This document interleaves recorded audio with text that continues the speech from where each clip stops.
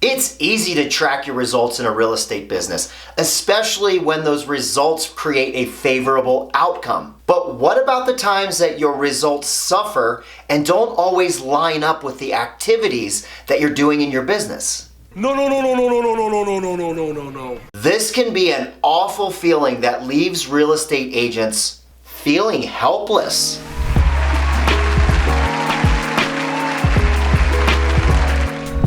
I'm the Modern Agent, Jeff Ruby, and I help real estate agents launch, build, and scale profitable real estate businesses.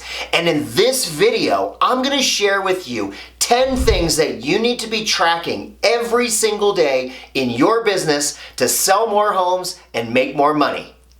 So when I first got started in real estate in 2004, I was a buyer's agent on a team, and I was handed a whole bunch of leads, and I would just go through them day after day after day. And then one day, I finally talked to somebody who wanted to buy a home. So I did what just about every realtor does out there, is I hopped in the car, I drove out to the property, and I showed it to this gentleman.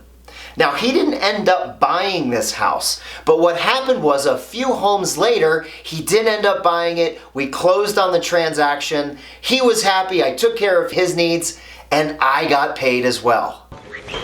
So I went back and started hitting the phones again the following week, but the problem was I wasn't getting the same result.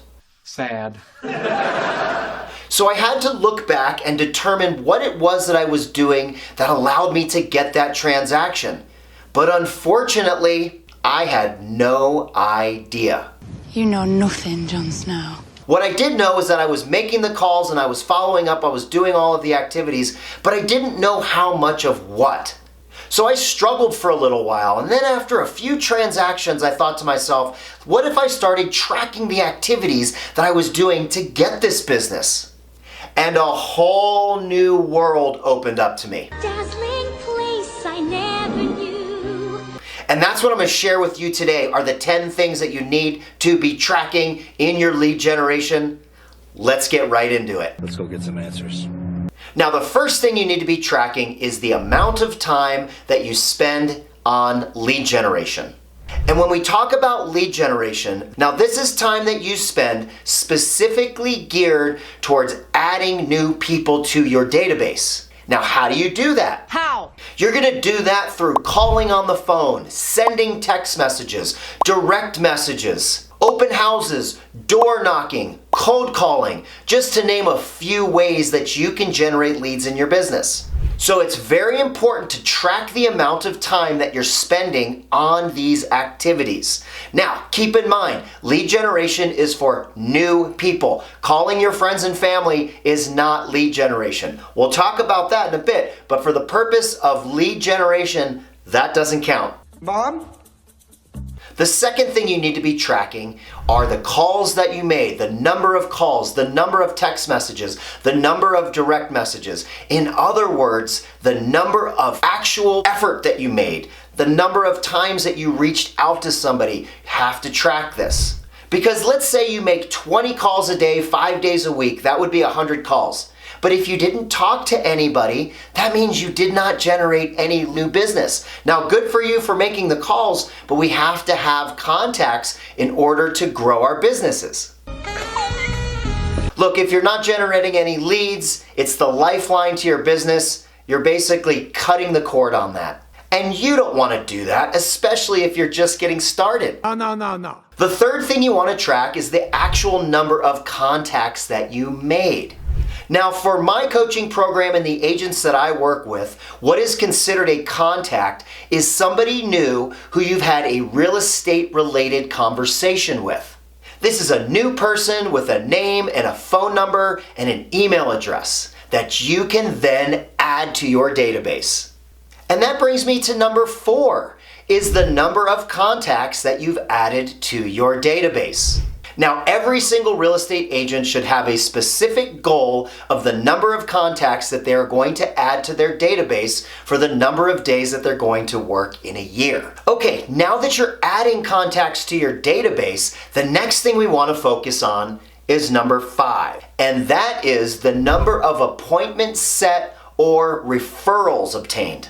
Are you starting to see this step-by-step process? And if we're measuring each of these steps along the way, we're going to have some great results at the end.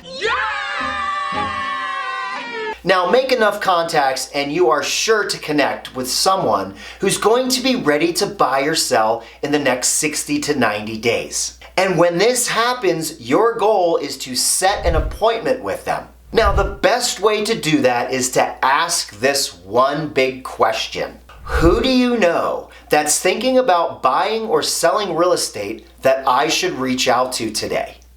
You see, what's really cool about this question is that if you ask enough people this question, you're going to run into somebody that says, hey, wait a minute, that's actually us. We're thinking about buying or we're thinking about selling. And when that happens, things start to get real exciting. Number 6 is you want to be tracking the number of appointments that you actually went on. You see, not every appointment that you set is going to actually turn into an appointment. Sometimes people cancel, sometimes schedules change, and sometimes people don't even show up. That's right, people will completely blow you off, and what that means is you've gotten very good at setting appointments. However, there's something missing which comes to more value in how you're setting the appointment. Look, it happens, it's an unfortunate part of the business, but just know because you set an appointment doesn't necessarily mean that it happened. So make sure you're tracking it. Noted. Number 8 is the number of agreements signed. Far too often, I see new agents especially working with buyers and they don't have an agreement signed. Very disappointed, gentlemen, very disappointed. So my question to you is, would you go and put a for sale sign and an ad in the paper, which I know we don't do anymore, but an ad on the internet, put it in the MLS and put it for sale without a listing contract signed? Of course you wouldn't. So why would you go to work for a buyer without having an agreement signed there as well? So your goal is when you go on these appointments is to leave with a signed agreement. That may be a buyer agreement. It could be a listing agreement to sell someone's home. Look, here's the thing, guys. Even if these people are friends of yours, they trust you, you've known them forever, you don't need an agreement signed, guess what? If that's actually true, it should be no problem to have them sign an agreement to work with you. This protects you, this protects your commission, and this creates a solid contractual working relationship. And that's what you want. The next thing you want to track is under contracts. Just because you get a listing and you're working with the buyer, you're working with the seller, that doesn't always equate to a closing. It doesn't always equate to the property or properties even going under contract. Now this can be super frustrating. However, there are some things that you can do along the way to make sure that you're enhancing the results from your efforts. So when things fall apart, contracts don't close, you're the professional, keep your chin up, keep your head up, get the listing back on the market, get the buyer back in the car and looking at properties again, and keep things moving forward. Don't get emotionally attached to the transaction. Don't get commission breath. People can smell it from a mile away. All right, number 9 is closings. You want to be tracking your closings. This is when we start to do the happy dance, right? All of these things that we've been doing up until this point, we're finally being rewarded for our efforts. Now keep in mind, we do not get paid until we close the transaction. So let's do a little happy dance. We know we're at the closing table.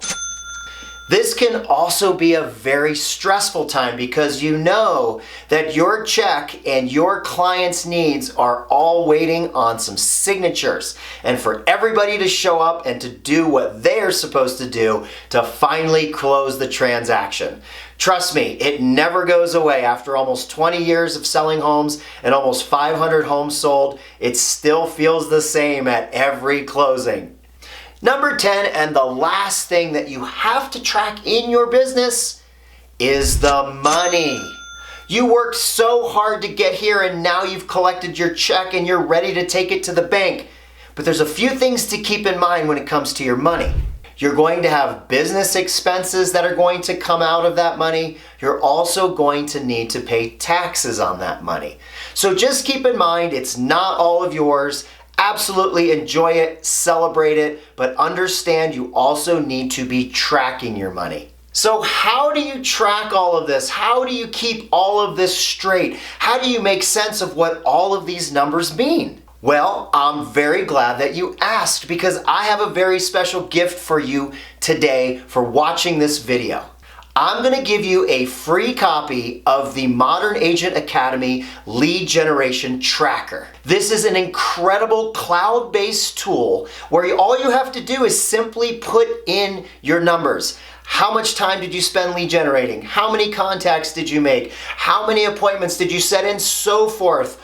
All of those things that I told you to track earlier. All you have to do is enter your information. It's going to spit out all of the data for you, what your conversion ratios are, where you are in relation to your goals, and so much more. So down in the comment section below, just let me know you want a copy of it and I will send that right out to you. That's everything I have for you today, guys. Thanks so much for watching. Don't forget to like this video, comment down below, and most importantly, subscribe to this channel and hit the bell down below so that you're notified each week when I release a new video. I also do reply to every comment down in the comment section, so let me know that you're here. Let me know what questions you have and what videos you want. And until next time, guys, see ya.